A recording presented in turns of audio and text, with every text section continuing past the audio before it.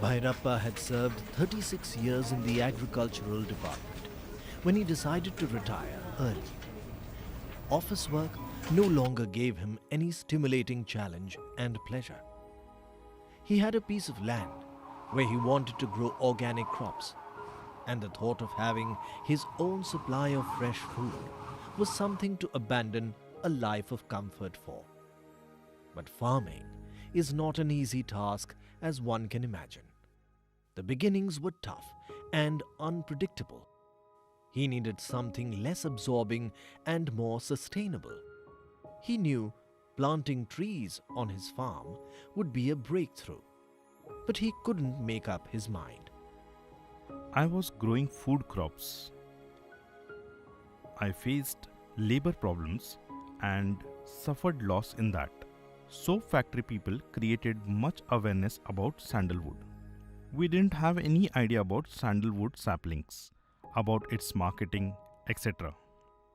Here we face a lot of thieves problems, and so we the farmers didn't come forward to grow sandalwood. Against all odds, Bhairappa took a bold step. Life is a struggle anyway, he said, and threw himself into the world of agroforestry.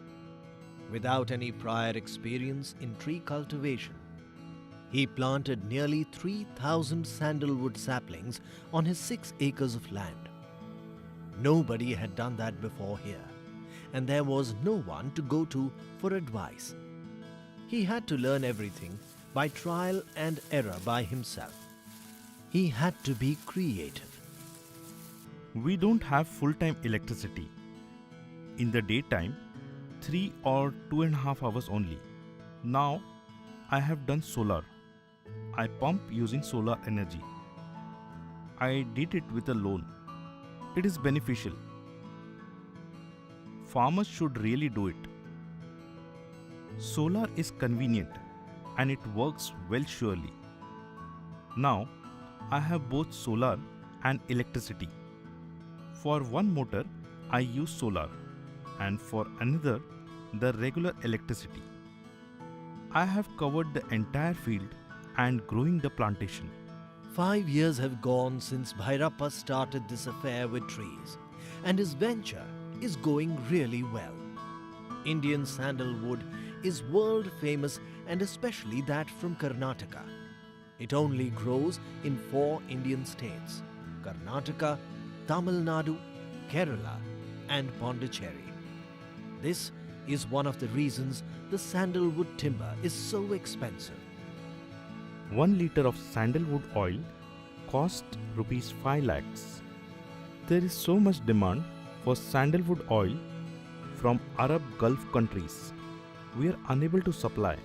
We can collect the seeds also. It has a good rate. They give rupees 500 to 700 per kg. Along with the ordinary sandalwood, Bhairappa also planted 100 red sanders.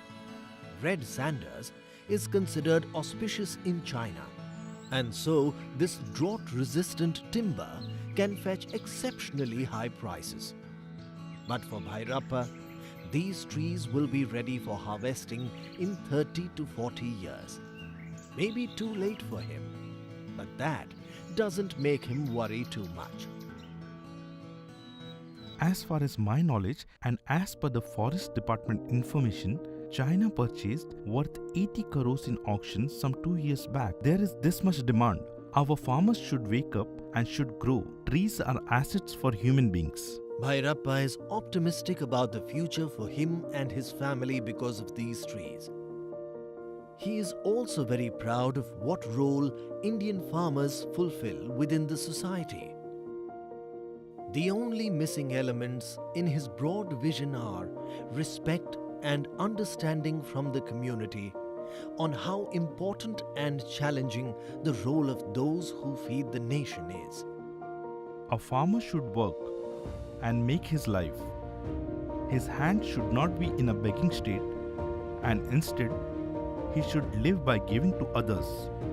All living beings are making their life with whatever the farmer is growing, but still, there is no value. no respect for him. So we feel so much pain.